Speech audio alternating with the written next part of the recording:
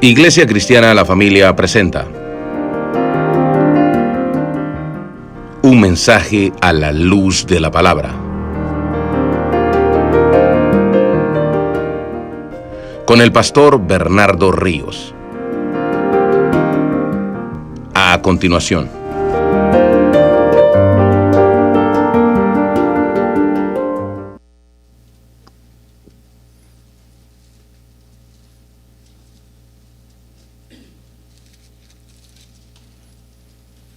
Y cuando encuentre Primera de Pedro, hermanos 5:5, le voy a pedir de favor que estemos en pie para poder leer este texto, hacer una oración y después poder predicar la palabra del Señor.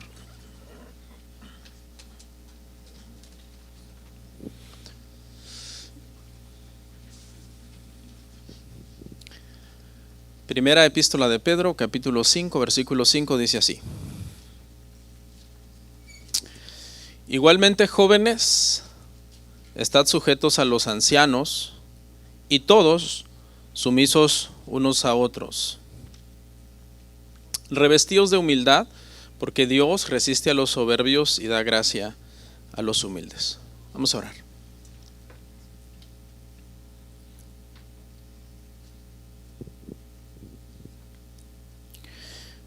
Padre, te doy muchísimas gracias por este día tan especial que vamos a tomar, Señor, el pan y el vino. Gracias, Señor, porque hoy recordamos, hoy celebramos este memorial, Señor, de la Santa Cena como iglesia. Antes de eso, Señor, vamos a meditar en tu palabra. Yo te ruego, Señor, que gustemos de la dulzura de ella, que nos deleitemos, Señor, en escucharla, en oír su explicación, en entenderla y en deleitarnos, Señor, en tu sabiduría, Señor, que hay en las Escrituras. Que la iglesia pueda ser edificada, todos los hermanos bendecidos. Que tu Espíritu Santo nos guíe, nos convenza, nos muestre la verdad y nos convenza, Señor, de ella. Te pido todo esto en el nombre de Jesús. Amén. Amén. Pueden sentarse, hermanos. Nuestro tema, hermanos, el día de hoy se titula ¿Cómo cuidar a los jóvenes de la iglesia? ¿Cómo cuidar a los jóvenes de la iglesia? Quiero aclarar, hermanos, que este es un tema para todos. No es un tema de jóvenes, ¿ok? Es un tema bíblico, es un tema doctrinal, es un tema teológico y es un tema que nos incumbe a todos los aquí presentes, niños, ancianos, adultos, adolescentes, de todas las edades. Este tema es para nosotros. Tengo 3 propósitos, hermano, al dar este tema. 3 propósitos.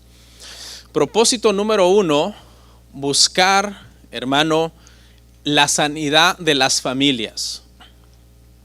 Tener familias sanas en la fe.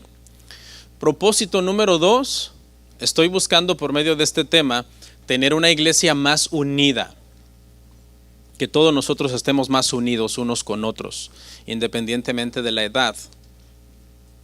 Y propósito número 3, estoy buscando el bienestar espiritual de cada persona joven en este lugar.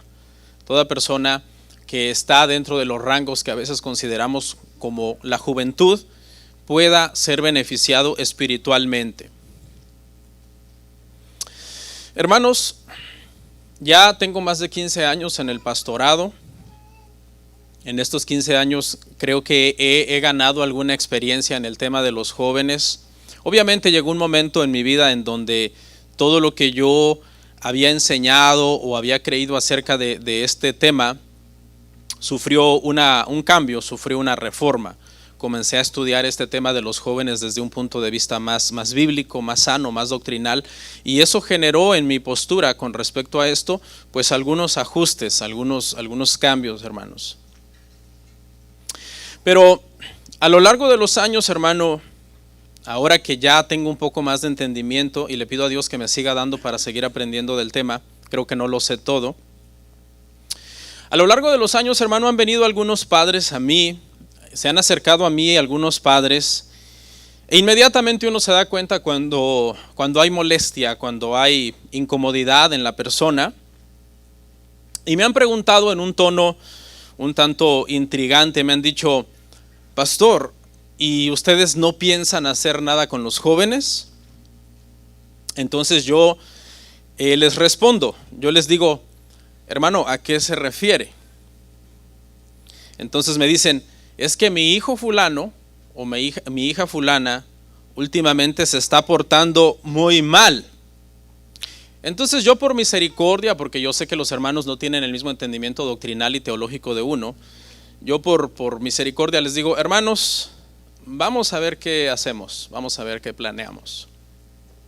Pero para serles sincero, por dentro digo yo: wow, estas personas quieren que uno haga su trabajo. Me estoy sincerando. Pregunta: ¿cuántos queremos lo mejor para nuestros jóvenes? Todos queremos lo mejor para nuestros jóvenes, hermano. Queremos que les vaya bien, ¿verdad? ¿Quién de ustedes no va a querer que le vaya bien a sus hijos jóvenes? O a los hijos jóvenes de otro hermano o otra hermana a quien tú aprecias. O a los jóvenes que has visto aquí por años dentro de la iglesia. Todos queremos que les vaya bien. Por ejemplo, no queremos que un día apostaten la fe. Los hemos criado en el cristianismo y no queremos que un día nos digan: somos ateos, o que nos digan: voy a irme a otra religión, y que nos salgan con que se van a ir a una religión anticristiana, por ejemplo. No queremos también un día que ellos dejen de asistir a la iglesia, la cual muchos de ellos que nacieron en la iglesia han asistido desde niños a la iglesia. Y sería bastante duro para nosotros que un día ellos pierdan ese gozo por la casa de Dios, por ir al culto, y que nos digan: ¿sabes qué? Yo ya no quiero asistir a la iglesia. Yo creo que todos los queremos ver adultos, maduros, casados, trabajando, teniendo sus hijos, teniendo su familia, y obviamente criando a sus hijos también en la fe, como personas de Dios, que los queremos ver que son gente de Dios. De hecho, si nos ponemos más espirituales, y que es muy bueno, ¿quiénes de nosotros no los queremos de hecho ver llamados al ministerio? Que dentro de aquí algunos de los hijos de nosotros sean los pastores de las generaciones que vienen, los teólogos, ¿por qué no? Los que van a defender la fe, los apologistas que un día con convicción van a defender la fe y van a defender al evangelio.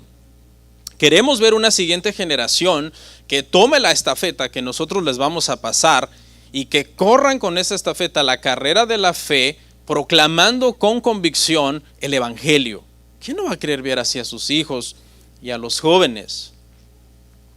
Ahora, la pregunta que surge acá es: ¿qué podemos hacer como iglesia en pro de que todos estos buenos deseos que nosotros tenemos para los jóvenes se cumplan?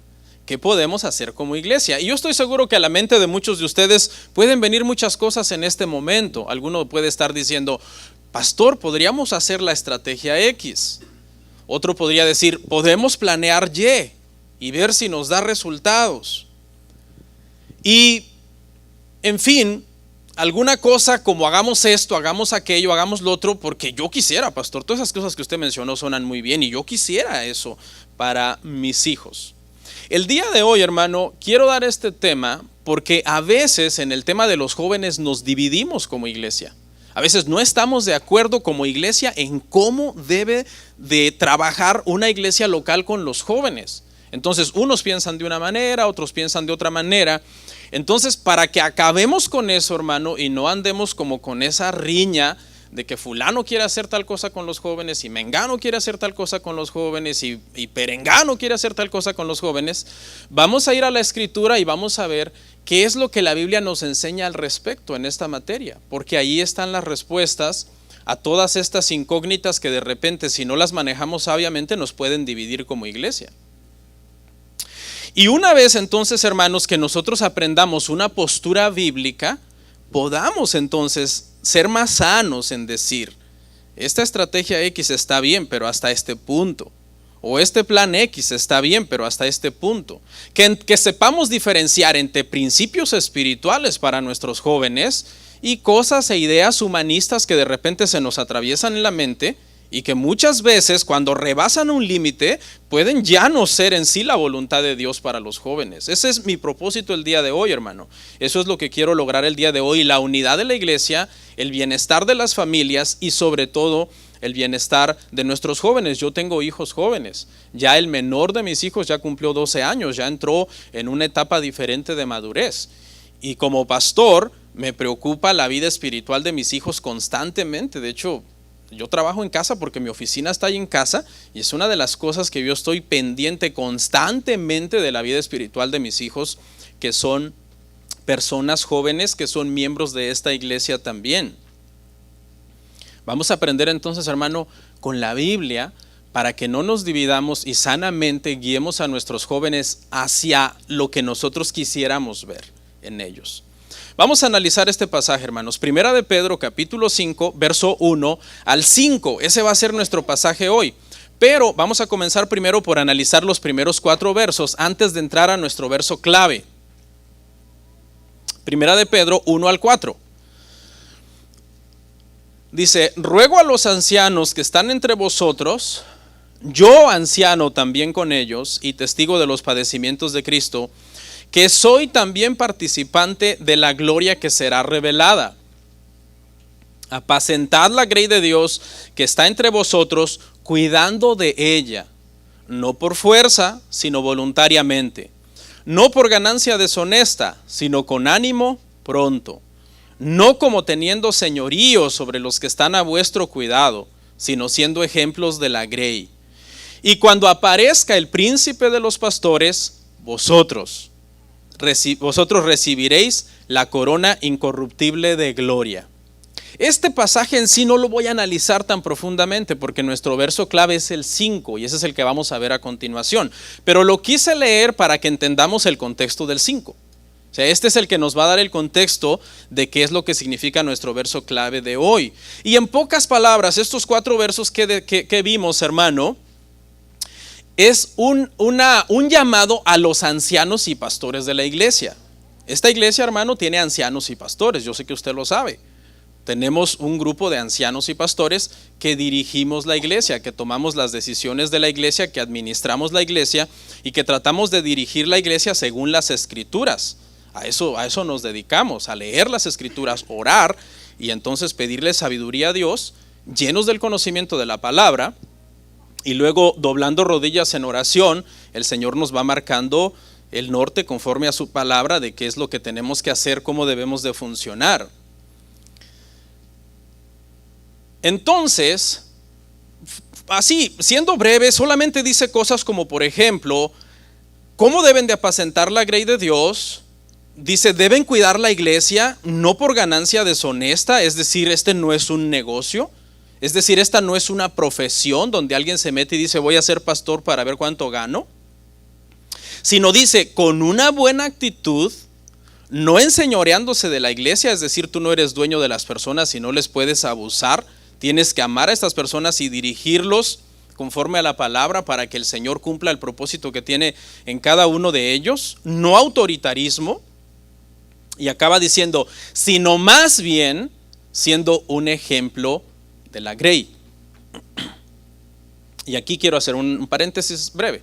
Hermanos, cada vez que ustedes como miembros de la iglesia vean que yo o cualquier otra de los pastores, ancianos de la iglesia, no estamos siendo un buen ejemplo, llámenos. No vaya a decírselo a otro, fíjate que fulano no está siendo un buen ejemplo. No, vaya y llámeme a mí o al hermano Juan o al hermano Tico, a Dani, a quien sea de los hermanos, por mencionar algún nombre, ¿no? Por mencionar algún nombre. Y entonces dígale, ¿sabe qué, hermano? Fíjese que usted me está sirviendo de tropiezo o no me está sirviendo de buen ejemplo. Eso es bueno, hermano. ¿Sabe por qué? Porque eso nos ayuda a nosotros a mejorar. Nos ayuda a nosotros a crecer, a aprender y a corregir nuestros errores. Porque a veces, hermano, yo no me puedo ver mis mismos errores. Y a lo mejor usted sí me los ve. ¿Ok? Ahora, siempre recomendado, siempre vaya sin prejuicios, siempre vaya sin agendas ocultas, vaya siendo sincero, no con malas intenciones porque le cae mal a la persona. Siempre he dicho eso, ¿no? Eso hay que tener muchísimo cuidado. Bueno, hermanos, y dice, cuando ustedes sean un buen ejemplo, es decir, los ancianos de la iglesia, y dirijan bien la iglesia, entonces dice, aparecerá el príncipe de los pastores, que es el verdadero pastor de toda la iglesia, el que dio la vida, hermanos, en la cruz del Calvario, su sangre en la cruz, y él dice, les dará su recompensa, les dará una corona, dice, incorruptible de justicia a todos ustedes cuando sean buenos pastores. Y es en ese contexto, hermano, primero Pedro, usado por el Espíritu Santo, le está hablando a un grupo de gente. Identifiquemos este grupo del verso 1 al 4. ¿Qué grupo es? Ancianos y pastores. Ahí del 1 al 4 no le está hablando a nadie más, a ninguna otra gente de la iglesia, más que ancianos y pastores de la iglesia. Ustedes y yo, dice Pedro como anciano también entre todos ustedes. Y de repente, hermano, de la nada, Pedro cambia de tema. En el sentido de que cambia de audiencia. Mire lo que dice el 5. Primera de Pedro 5:5, por favor. Igualmente, jóvenes, estad sujetos a los ancianos, y todos sumisos unos a otros, revestidos de humildad, porque Dios resiste a los soberbios y da gracia a los humildes. Pedro acaba de dar instrucciones a ancianos y pastores de cómo ellos deben de conducirse con la iglesia. Ahora Pedro está a punto de comenzar, ahora Pedro cambia de audiencia y le va a decir a la audiencia cómo actúen ellos en referencia con los pastores. ¿Lo está mirando? ¿Sí lo ve? Y el grupo número 1 con el que él empieza, porque se refiere a todos, ahí mismo dice y todos, pero antes de y todos dice y ustedes, jóvenes. A los primeritos que aborda aquí Pedro es a los jóvenes de la iglesia, es decir, a las personas joven, a las personas que estaban dentro de una categoría de juventud. Y lo primero que les dice es, estad sujetos a los ancianos. Y aquí, hermano, todo mundo, si usted busca Biblias de estudio, por ejemplo, de sana doctrina, la exégesis de este verso es, hermano, que Pedro se dirige a los jóvenes porque son uno de los grupos propensos dentro de la iglesia a rebelarse contra los ancianos y los pastores. Es decir, Pedro dice, ya les dije a los ancianos cómo actuar con la iglesia, ahora le voy a decir a la iglesia cómo actuar con los ancianos, pero de toda la iglesia, los que están más propensos a rebelarse contra los ancianos y contra los pastores son las personas más jóvenes de la iglesia. Esos son los que están más propensos a rebelarse. En otras palabras, los miembros jóvenes de la iglesia son las personas que les cuesta más sujetarse a los pastores. ¿Y desde dónde podemos ver esto en casa? Sí, esto viene ya desde casa. Los más difíciles a veces de sujetarse en casa son los jóvenes.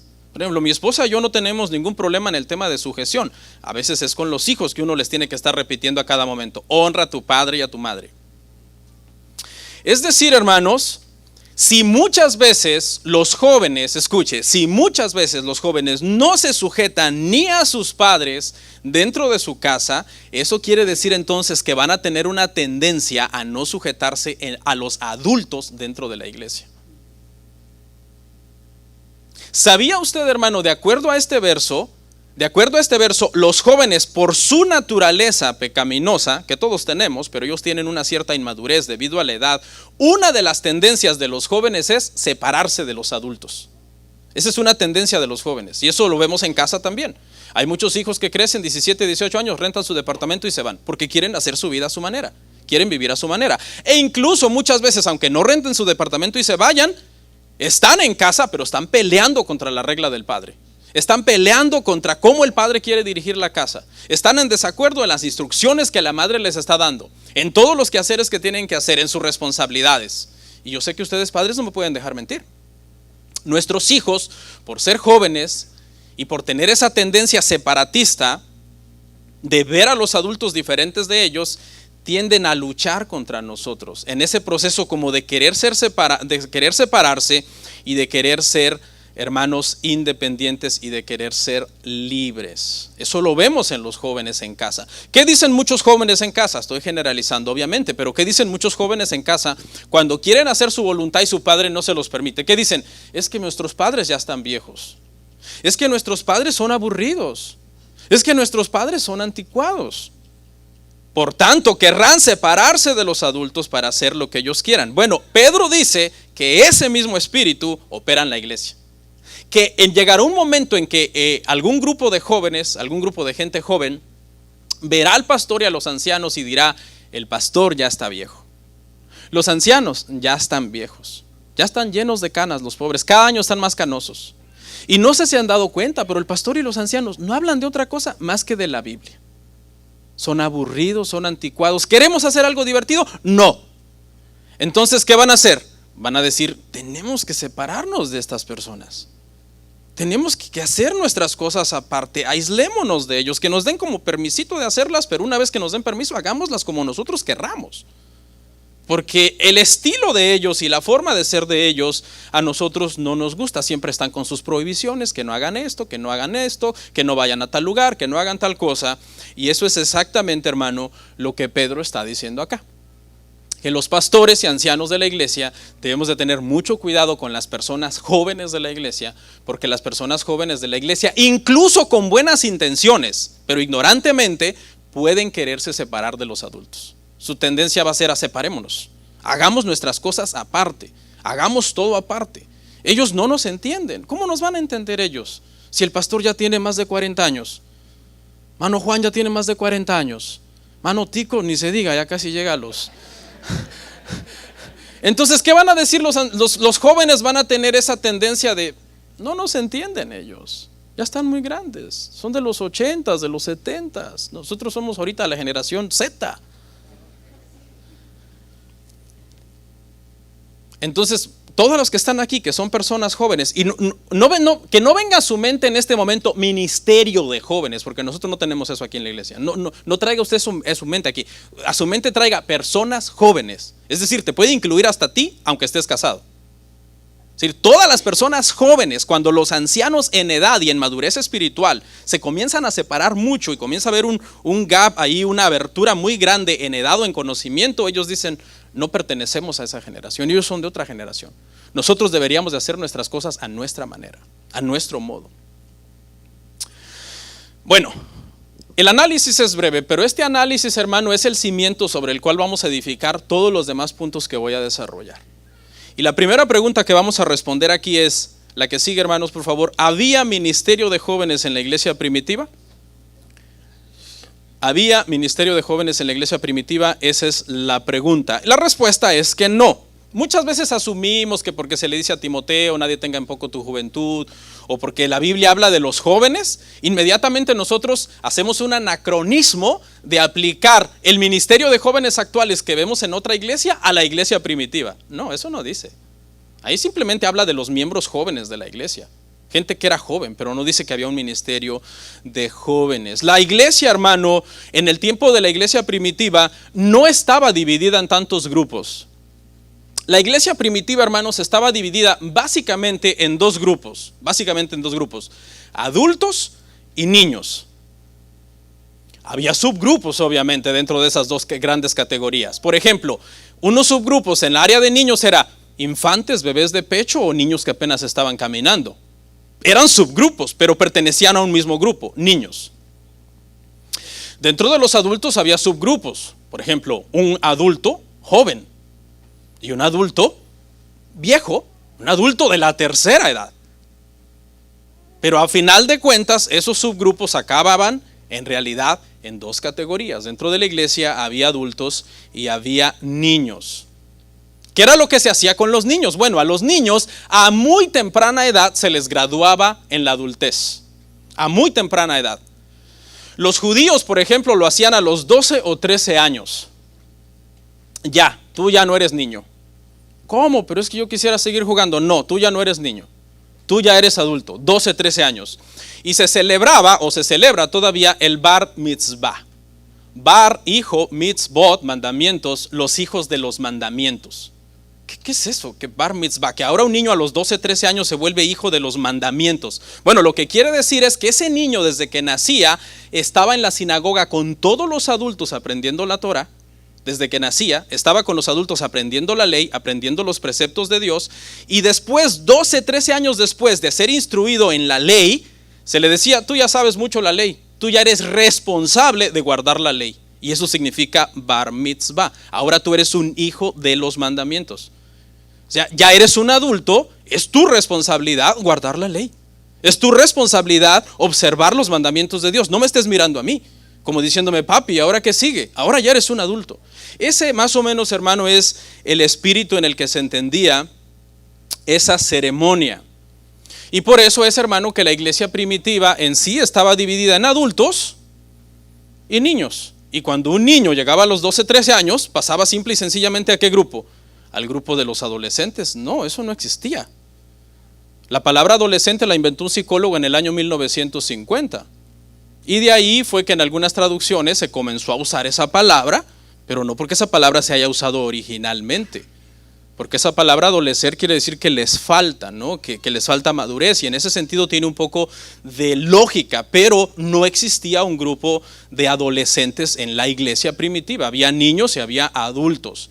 Niños infantes de pecho, niños que ya caminaban, adultos jóvenes de 13 años, 12 años, y adultos grandes, mediana edad, 40, 45, adultos más grandes de 60, 65. Y ya no digamos 70, 80, porque en aquel entonces la gente no vivía tanto, la tasa de mortandad era mucho más elevada que ahora. Claro, nuestra cultura va a estar en contra de esto que yo estoy diciendo. Por supuesto, porque nuestra cultura es una cultura pragmática, es una cultura subjetivista, donde los psicólogos lo que quieren es sobreproteger a los niños. La sociedad moderna sobreprotege a los niños hasta los 18 años, hasta los 21 años, en algunos casos, diciéndole, si tú todavía tienes 17, tú todavía eres un adolescente, eres una persona pequeña. Eso si estudia historia. Si usted estudia la historia de la iglesia o la historia secular, eso no lo va a encontrar en la historia, eso no existía. A muy temprana edad los niños dejaban de ser niños y se convertían en adultos. Precisamente esos pensamientos, hermano, han hecho mucho daño a la sociedad actual y a la familia actual, y esa es la razón por la que tenemos adultos de 20 años, adultos de 25 años, adultos de 30 años comportándose como adolescentes, precisamente por ese problema. Siguen actuando como unos adolescentes, son inmaduros, son irresponsables, le tienen miedo a la vida, todo les da ansiedad. Si les dices algo fuerte, yo odio esta frase. Si les dices algo fuerte a uno de ellos, su frase favorita es, "You hurt my feelings". Hermano, si un día usted oye a uno de sus hijos diciendo eso, preocúpese. Preocúpese, porque la vida es dura. La vida es dura. La gente peca contra nosotros, el mundo es rudo allá afuera. Yo como padre muchas veces tengo que lastimar sus sentimientos para enderezarlos. Me estás lastimando mis sentimientos. Por ejemplo, tu hijo no se quiere levantar, 12 de la mañana, vas, lo levantas. Ya tienes rato hablándole, levántate desde las 8 de la mañana. A las 12 te cansas, vas, le agarras la cobija y se la quitas de un solo. Y cuando empiezas a oír un gemidito, estás lastimando mis sentimientos. Tú estás lastimando mi bolsillo, vete de mi casa.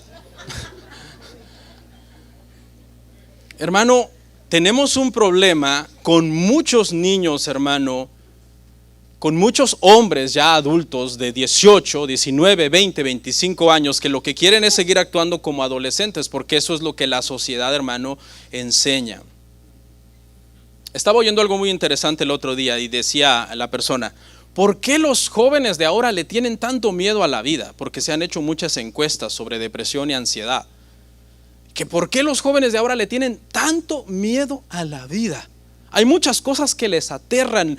Ir a la escuela les aterra, hacer un test les aterra, hacer un test de manejo para que ya les den la licencia les aterra. Les da una crisis, un ataque de pánico antes de subirse al carro y pues claro, fallan el examen, ¿no? Y la gente entonces, hermano, muchos estudiosos han dicho, ¿por qué la generación de cristal, porque así se le llama ahora la generación actual, la generación de cristal, son tan débiles? Y llegaron a la conclusión, hermano, muchos estudiosos, que es porque tienen la vida muy fácil. Y todo lo que les resulte difícil les da miedo. Ellos nunca han estado acostumbrados a resolver lo difícil.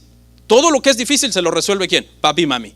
Nosotros se lo ponemos fácil en bandeja de plata. Entonces cuando a ellos les toca resolver eso, empiezan, hermano, con crisis de miedo, de pánico, de ansiedad, de depresión, y les da miedo la vida. La generación de antes, diferentes generaciones antiguas, la vida era dura. Querías agua, te despertabas a las 7 de la mañana en el campo, porque los gallos te despiertan a las 5, y querías agua, hay que ir al río a traer agua. Hoy los jóvenes abren la llave, las dos, la caliente y la fría, la dejan corriendo media hora mientras están estirando a ver si se deciden lavarse la cara, y a ti te duele cada gota que cae, ¿sí o no? Antes querías fuego, hay que ir al cerro a traer la leña. Tienes que traer leña para hacer el fuego. Hoy no, hoy prendes la estufa, ahí ya. Tienes frío, prendes el aire acondicionado, quieres bañarte con agua caliente, nada más le das a la caliente. Antes, si la gente quería comerse una tortilla, tenía que un año antes sembrar maíz. Y entonces la gente de antes, por ejemplo, si tú le hablas a mucha gente, estoy generalizando, del campo, que la vida ha sido difícil con ella, y tú le hablas de estrés, ellos te dicen, ¿qué es eso? ¿Qué es el estrés? ¿Qué es eso? No sé qué es el estrés. Su vida siempre ha sido difícil, siempre han estado acostumbrados a resolver cosas difíciles. Hoy le dices a un niño el domingo en la tarde, mañana es lunes y hay escuela. ¡Ay! Les da un ataque ahí nervioso, hermano. No quiero extenderme en el tema de la adolescencia. El punto que quiero dejar sentado aquí, hermanos, es que la iglesia primitiva, hermano, solamente tenía dos grupos, niños y adultos.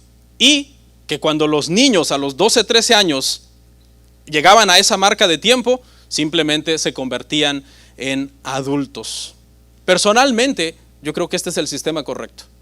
Personalmente, yo no le veo ningún problema a que en una reunión de hombres, donde hay hombres de 30, 40, 50 y 60, vengan los niños de 12, 13 años a juntarse con nosotros. ¿Cuál es el problema? Ya sé lo que es el problema para algunos. No, es que mi hijo no va a entender. No, es que mi hijo, para empezar, ni les interesa el tema de esos viejitos. Entonces, ¿sabes por qué tu hijo está así? Ni le interesan temas serios, ni nos va a entender, porque precisamente ha sido entrenado para ser un niño chiquito. No está siendo entrenado para ser un adulto responsable. Nosotros tenemos que entrenar, hermanos, a nuestros hijos para que les comience a preocupar la vida y a interesarse por las cosas que de verdad les va a hacer bien. Segunda pregunta. Entonces, ¿cómo surgieron los grupos de jóvenes? ¿Cómo surgieron los grupos de jóvenes? Hubo tiempos en el pasado, hermano, en que la iglesia tuvo muchos huérfanos. ¿Por qué? Por ahí de la Edad Media, hermano, en esos años, 1000, 1200, la tasa de mortandad era altísima. No había tantos avances médicos como hoy. Dice que cuando una persona llegaba a los 60 años, había un parásito que por lo general ya casi todo mundo a los 60 años tenía. Había un parásito que se iba desarrollando. Y cuando tú llegabas a los 60 años, como la medicina no existía como hoy, ni los hospitales, ni los analgésicos y todo eso, a los 60 años ya una persona era un viejito lleno de enfermedades y moría, las personas morían. La tasa de mortandad era muy temprana en aquel entonces. Entonces eso generaba en la iglesia, hermano, muchos huérfanos. Entonces las iglesias, hermano, comenzaron a entrenar hombres dentro de los ancianos o pastores dentro de los ancianos que se hicieran cargo de cuidar a esos huérfanos, de enseñarles a orar, de ver por ellos, de mentorearlos, de hacer el papel de figura paterna para todos esos huérfanos. ¿Y eso está bien? Sí, porque de hecho eso es bíblico, ¿verdad? La iglesia tiene que cuidar a los huérfanos. ¿Cuál fue el problema? El problema fue que ese grupo de jóvenes huérfanos se institucionalizó en la iglesia y dijo, pues que opere para todos los jóvenes, no solo para los huérfanos, sino para los jóvenes que tienen padre. Ese fue el problema. Ayudar a los huérfanos, ayudar a los jóvenes que no tienen padre, mentorearlos, fungir como figura espiritual para ellos, ayudarles, orar por ellos, aconsejarlos, etcétera. Eso no tiene ningún problema. El problema es cuando tú, estando vivo, quieres que la iglesia haga ese trabajo con tus hijos. Ahí está el problema. Porque el grupo se institucionalizó y entonces dijeron, no, pues que haya alguien que se encargue de todos los jóvenes de la iglesia y que los ponga aparte y que los vea como una comunidad especial, como una comunidad de gente débil, de gente que necesita primero lechita y luego tenerles paciencia porque son jóvenes y pensar en ellos más que en nosotros, para tratar de comprenderlos. Ese fue el problema entonces. Ese fue el problema. Así que basado en esto, si tú estás vivo para que me estés oyendo, ¿no? Si tú estás vivo y tus hijos andan mal, no es culpa de la iglesia. Pastor, pero el ministerio de jóvenes, ¿cuál ministerio de jóvenes? Tú has sido llamado a ser el líder de tus hijos. Tú has sido llamado a ser el líder de tus hijos. El ministerio de jóvenes, entre comillas, se inventó para los huérfanos. ¿O tus hijos son huérfanos? No, pues por eso estás aquí. Pregunta que sigue. ¿Cuáles son los peligros de un grupo de jóvenes? ¿Cuáles son los peligros de un grupo de jóvenes? O de un ministerio, mejor dicho, ¿no? Porque hay grupos de jóvenes que pueden ir a jugar fútbol y eso no tiene ningún peligro. Pero de un ministerio, cuando eso se institucionaliza. Bueno, ¿tiene algo de malo que los jóvenes, como digo, vayan a jugar fútbol, se diviertan, vayan a nadar juntos, hagan tareas juntos, platiquen, tengan un grupo de chat y todo eso? Claro que no. Yo no estoy hablando de eso. Yo no estoy hablando, hermano, de que, por ejemplo, que nuestros jóvenes se integren, se conozcan, se amen, oren unos por otros. Eso no tiene nada de malo. Algunas veces he visto a mis hijas en su laptop, en el teléfono, y le digo, ¿qué haces? Estoy ayudando a fulano o a fulana con una tarea. Está bien. Me gusta que mis hijas ayuden a alguien o que amen a alguien y que se preocupen por alguien y que tengan otros jóvenes con los cuales salen a hacer cosas. Y de hecho les gusta. A veces me dicen, papi, ¿cuándo vamos a ir con los jóvenes a hacer algo? Deja vemos. Pero entendamos que lo que está mal es cuando nosotros, hermano, creemos que eso es un ministerio de jóvenes que tiene un deber espiritual con nuestros hijos. Y aquí le voy a hablar, hermano, de 3 peligros. Primer peligro, tener su propio pastor de jóvenes. Tener su propio pastor de jóvenes. Ese es el primer peligro en el cual nuestros jóvenes en la iglesia pueden incurrir. Número 1, hermano, porque todos sabemos que el pastor de jóvenes no existe en las escrituras. Eso es completamente, hermano, errado en ese sentido. ¿Ok? Pero muchos dicen, ok, ya entendí, no hay pastor de jóvenes, no es bíblico. Pero es que el pastor ya está viejo. No entiende a los jóvenes. El pastor ahí pasa encerrado en su oficina estudiando teología, él no tiene ningún plan para los jóvenes. Entonces dicen, ¿y si hacemos algo nosotros? Porque el pastor está dormidote. Contratémosle un pastor para jóvenes a ellos. Ahorita, aquí ya estoy hablando en general, no es algo que va a pasar en nuestra iglesia, ¿no? Pero hay iglesias que hacen eso. Contratemos a uno carismático y joven que sea el pastor de nuestros jóvenes para que los cuide. Ese es un error, hermano. Eso es división dentro de la iglesia. Eso es una división. Los jóvenes deben de ser enseñados, hermano, por los adultos de la iglesia, por los ancianos y los pastores de la iglesia. Eso aprendimos, ¿no? Primera de Pedro 5 del 1 al 4. ¿Quiénes son puestos en la iglesia para enseñar teología y doctrina en la iglesia? Los ancianos, los pastores de la iglesia. ¿A quiénes? A todos. ¿De qué edad? De cualquier edad.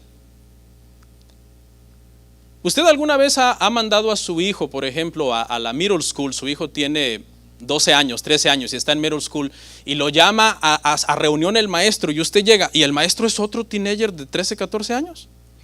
¿Ustedes han visto eso? No, ¿verdad? ¿Quiénes son? Son adultos, ¿no?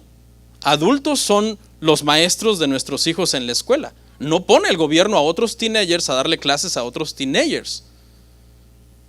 Entonces, esto está mal, hermano. Muchas iglesias ven a un adolescente por ahí que como que destaca, como que le lleva unos mesecitos a los demás, tiene por ahí una reputación como de que lee la Biblia y ora, y dicen, tú vas a ser el líder de todos los demás adolescentes. Eso es un error. Eso es un error, hermano. Un líder de jóvenes, adolescente, eso, una persona inmadura que no está calificado, hermano, en el ministerio, que no tiene un buen testimonio dentro de la iglesia, eso es peligroso para nuestros hijos. ¿Quién debe de ser el consejero número 1 de tus hijos? Estoy hablando aquí en el contexto de matrimonios, ¿no? Yo sé que de repente hay hermanas viudas y todo eso y que quizás el consejo tiene una limitación, ¿ok? Pero ¿quién debe de ser, hermano, el consejero número 1 de tus hijos? Pues tú. Si tu hijo no, si no estás tú, si no está la cabeza, que es el hombre, ¿quién sigue? La mujer, la mamá, sigue la mamá.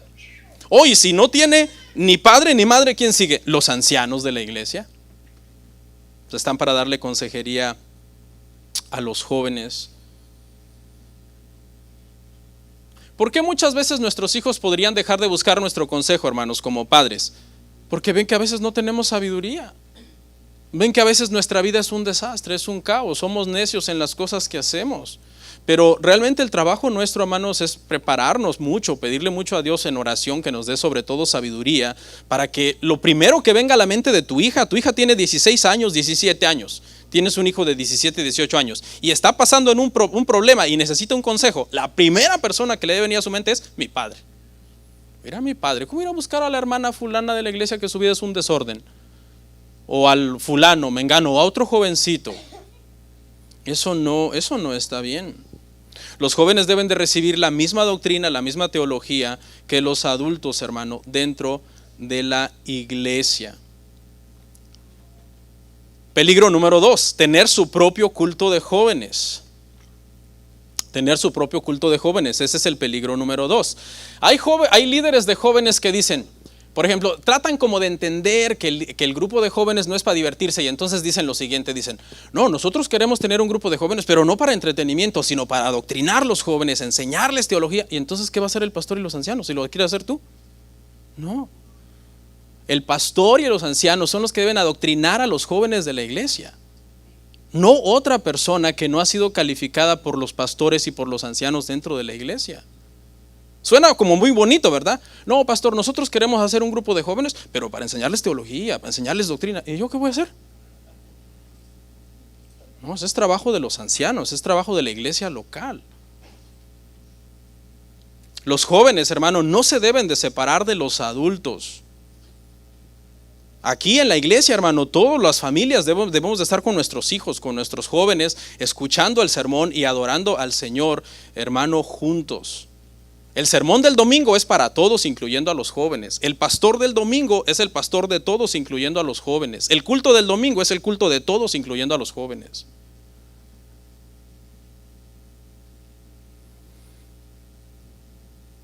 Estamos viendo que, ¿en qué piensan solamente muchos jóvenes en casa? En entretenimiento, ¿sí o no? Seamos honestos. Muchos jóvenes dicen, estoy aburrido, ¿qué hago? Voy a ver una película. Apagan Netflix. ¿Y ahora qué hago? Voy a meterme a jugar un videojuego. Juegan un rato, apagan eso. ¿Y ahora qué hago? Pues no sé, voy a jugar fútbol. O sea, los jóvenes de por sí pasan pensando en diversión y luego les hacemos un culto para que se sigan divirtiendo. ¿Cuál es el sentido? Les tenemos que enseñar a los jóvenes, hermano, que la iglesia es la iglesia. La iglesia es la iglesia, es un culto de adoración al Señor. Repito, todo tiene su tiempo. Todo tiene su tiempo. Podemos jugar fútbol con los jóvenes. A mí me encanta jugar fútbol con ellos. El otro día fuimos y estuvimos jugando fútbol por allá con ellos. Pero eso no es un culto de jóvenes, es una actividad de jóvenes. Eso no podemos tener cultos para jóvenes aparte para enseñarles teología y doctrina. Eso es división.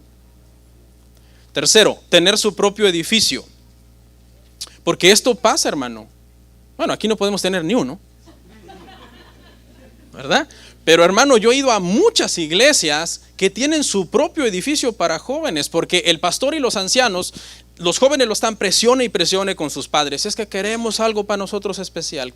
Entonces acaban construyéndoles otro edificio. Entonces la iglesia tiene 2 edificios. Uno tradicional, con sus bancas de madera, así, su órgano de paipas y todo así como para viejitos. Y luego otro de negro con luces neón y carpeta de colores y todo eso. Entonces los jóvenes tienen su propio pastor, tienen su propio culto y tienen hasta su propio edificio. Y no estoy diciendo, hermano, que tener 2 edificios esté mal. Entonces pueden tener 2 edificios y un día aisladamente usar uno de los 2 edificios para hacer una conferencia de jóvenes. Lo que estoy diciendo es que está mal tener 2 auditorios con el propósito de tener 2 iglesias, 2 pastores, 2 cultos. Eso está mal. Y eso ya son 2 iglesias, eso ya no es una iglesia. Pregunta que sigue. ¿Por qué estas estrategias son nocivas? ¿Por qué estas estrategias son nocivas? Porque alguien dirá, es que a mí no me suena tan mal. 2 pastores, 2 cultos, 2 edificios. ¿Por qué son nocivas? Bueno, en primer lugar, hermano, porque hace daño a la familia. Le hace pensar a los padres que es responsabilidad del ministerio de jóvenes ver por la espiritualidad de sus hijos. Y eso los puede hacer relajarse y confiarse y decir, ay, que los hermanos hagan mi trabajo. Eso es malo, eso divide, trae división a la familia y hace que los padres se pongan flojos en cuanto a sus responsabilidades para con sus hijos, hermano. No sea irresponsable, hermano, de lo que a usted le toca. A usted le toca lidiar con sus hijos de 12, de 13, de 15, de 17, de 18. Dios lo puso para eso. Usted es el líder de sus jóvenes. Usted es el consejero principal de sus jóvenes en casa. como decimos allá en mi país, una frase así, espero que no signifique algo malo en otro país, pero decimos en México, no le saque. O sea, póngase firme y lidie con esos chamacos, con esos muchachos, y haga su trabajo. Y muchas veces van a estar enojados con usted. Hoy hay un video por ahí que se hizo viral de un hombre que cuando era joven, dice que le dijo a su mamá, le dijo el hombre, mamá, fíjate que este domingo no quiero ir a la iglesia. Y la mamá le dijo, mi hijo, eso pasa muy seguido, a mucha gente le pasa eso de que a veces no tiene ganas de ir a la iglesia. Entonces el joven dijo, entonces este domingo no voy. La mamá le dijo, no, este domingo vas sin ganas. O sea, aunque no tengas ganas, vas a ir. No sé si lo miraron ese video, me gustó, que anda por ahí circulando. Hermano, esto divide las familias. Por eso estoy dando este tema. Alguien dirá, ¿qué tiene de importancia este tema en un día de Santa Cena? Este tema es de suma importancia para la unidad de nuestra iglesia local. No podemos dejar que los jóvenes se comiencen a separar de nosotros y a querer empezar a creer cosas que a lo mejor ni nosotros enseñamos dentro de la congregación. De ahí salen luego facciones a veces liberales, hermano. Yo he sabido de iglesias que se dividen, que todo el grupo de jóvenes se va y dicen, ya no queremos tener nada que ver con esto, ni con nuestros padres, se van hasta de su casa.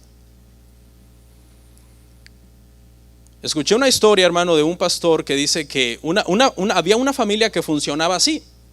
Ellos iban al culto de adultos con el pastor viejito, al templo tradicional con bancas de madera, a oír doctrina con el pastor, y su hija estaba yendo a la iglesia de jóvenes con el pastor joven, al auditorio moderno. Y ese era el entendimiento que ellos tenían, hasta que meses después se enteraron que hace meses su hija no iba a la iglesia. El pastor de ella les dijo, no, si su hija ya no viene. Hace meses que su hija no viene aquí. ¿Y por qué ellos no sabían, hermano, de lo que estaba pasando con su hija? Porque funcionaban como una familia dividida desde casa. El domingo ellos salían, se subían a su carro, se iban a la iglesia del pastor viejito, anticuado y aburrido, que ya los jóvenes no querían. Y luego después su hija, como a los 10-15 minutos, ya se iba a su carro, pero a saber a dónde se iba. Ellos pensaban que era la iglesia, pero no. Punto número 2, el daño a la iglesia. Esto también daña a la iglesia, hermano.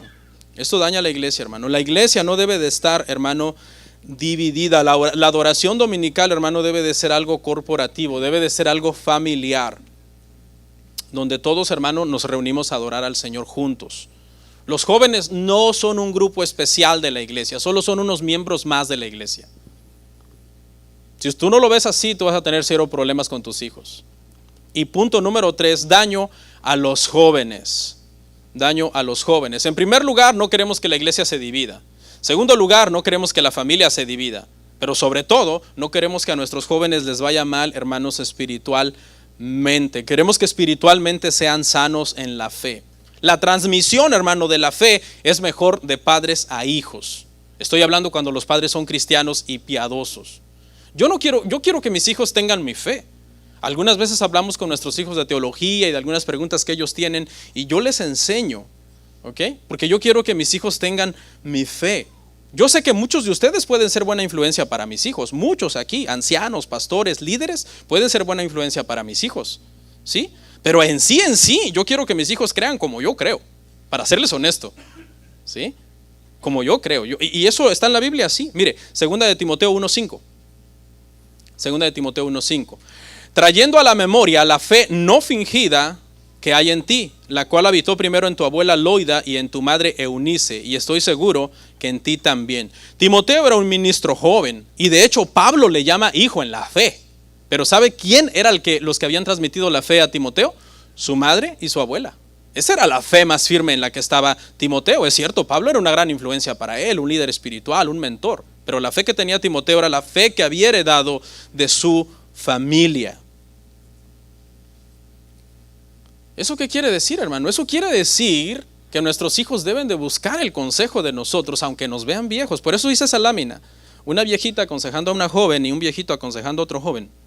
Porque ese es el orden bíblico. Son los ancianos, son los pastores de la iglesia los que deben de cuidar a los jóvenes. Y no estoy hablando solo de edad, ¿no? Porque un anciano puede ser anciano a los 30 años de edad, pero espiritualmente anciano dentro de la congregación, porque es uno de los pastores. Los jóvenes no deben de menospreciar el consejo de los ancianos, hermano, ni los deben de ver como anticuados. Por ejemplo, hay dos muchachas que tienen 23 y 25 años, ambas están casadas, ambas tienen un hijo o dos hijos, 1 año, 2 años. Está bien que platiquen entre ellas y se aconsejen, oye, ¿tú cómo le haces? Fíjate que no me deja dormir, etcétera. Está bien, Gloria a Dios por eso. Pero la Biblia también dice que si te buscas una señora de la iglesia, una hermana de 50, 60, 70 años, estaría mejor a que te aconseje. Sí, pastor, sí, aquí está. Tito 2, 3 al 4. Las ancianas asimismo sean reverentes en su porte, no calumniadoras, no esclavas del vino, maestras del bien, que enseñan a las mujeres jóvenes a amar a sus maridos y a sus hijos. Aquí ancianas está en el contexto de edad. Mujeres grandes, mujeres mayores, que enseñan a las muchachas más jóvenes a amar a sus maridos y todo lo que tenga que ver con la piedad, ¿no? Podríamos extenderlo en muchas otras cosas. Nadie mejor que un hombre de 40, 45, 50, 60 años o mujer para aconsejar a otros adultos de la iglesia que tienen 16, 17, 18, 25 años de edad. Nadie mejor. Claro, tú no vas a querer, tú vas a decir, ¿qué me puede enseñar el pastor? Yo soy un hombre de 16 años y el pastor un hombre de 43, nada que ver. La Biblia dice que busques el consejo de esos ancianos, de esas ancianas.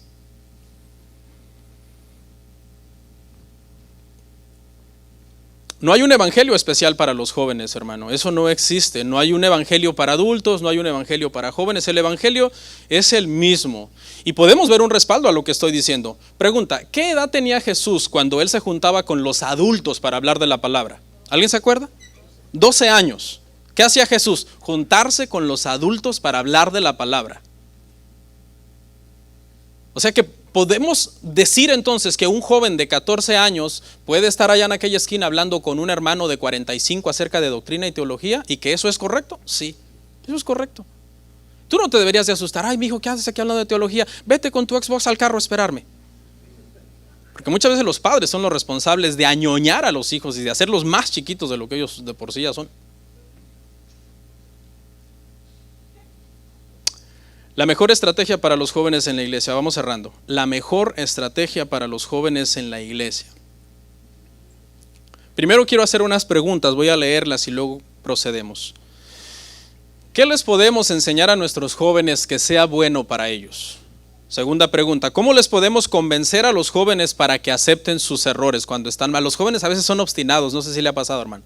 Está lidiando con un joven, estás mal, hijo. No. Estás mal, hija. No, yo estoy bien. Son obstinados. ¿Cómo podemos convencerlos de sus fallas? ¿En qué podemos instruirlos para que estén preparados? La respuesta está en las Escrituras. Mire lo que dice 2 de Timoteo 3, 16 al 17. Toda la Escritura es inspirada por Dios y útil para enseñar, para redarguir, para corregir, para instruir en justicia, a fin de que el hombre de Dios sea perfecto, enteramente preparado para toda buena obra. ¿Este versículo se lo podemos aplicar a los jóvenes? Claro. Todos los que ya pasan una edad de la niñez a la adultez, ¿ok? Y que ya se consideran personas, adultos y jóvenes y niños, este versículo, hermano, es para toda persona. Que puede ser, dice, número 1, redarguido. ¿Cómo podemos redarguir a los jóvenes? Redarguir significa darle pruebas de que está mal a alguien. ¿Ok? Es Cristo. Cristo, hermano, es el único que puede hacer ver a nuestros jóvenes, hermano, su pecado. Muchas veces tenemos miedo que el mundo jale a nuestros hijos desde allá afuera, ¿verdad? Tenemos miedo que nuestros hijos entren en contacto con muchas cosas del mundo porque decimos eso los va a traer. Pero muchas veces no les cuidamos el corazón que desde dentro de ellos los está empujando, desde dentro de tu casa. Porque su enemigo número 1 de ellos no es el mundo allá afuera, es el corazón dentro de ellos que los puede empujar al mundo. Dice que podemos redarguirles, podemos corregirles también. Podemos corregirles empezando, hermano, por corregirles su corazón. Porque, pregunta, ¿pueden los incrédulos tener hijos correctos? Sí, porque los corrigen, les corrigen las acciones. Pero nosotros, hermano, por medio del evangelio, podemos más que moldear la actitud de nuestros hijos, podemos moldear su corazón, hermano, para que el Señor haga la obra en la vida de ellos. Un hijo se puede portar muy bien y perderse, porque una buena acción de parte de nuestros hijos no salva a nadie. Lo que queremos que haya en ellos es una obra de salvación en su corazón. Les podemos también, dice ese versículo, instruir, hermanos, en justicia, para que hagan las cosas por las razones correctas. Nuestros hijos pueden hacer muchas cosas buenas, pero no para la gloria de Dios.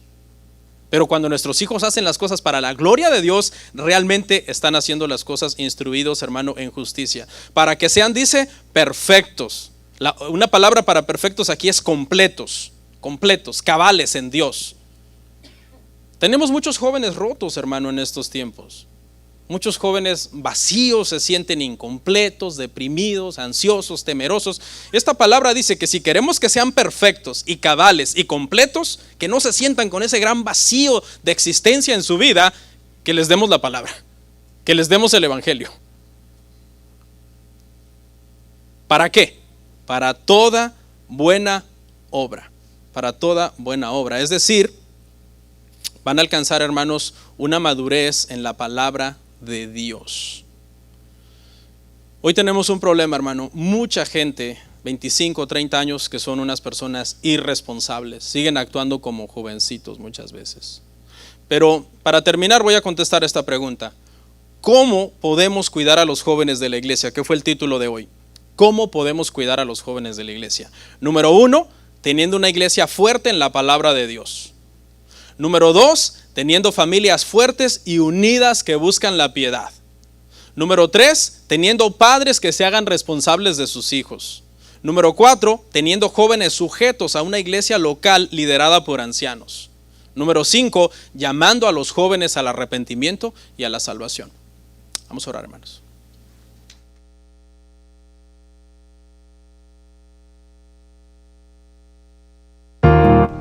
Comparte, suscríbete, dale like. Gracias por tu sintonía. Hasta la próxima. Bendiciones.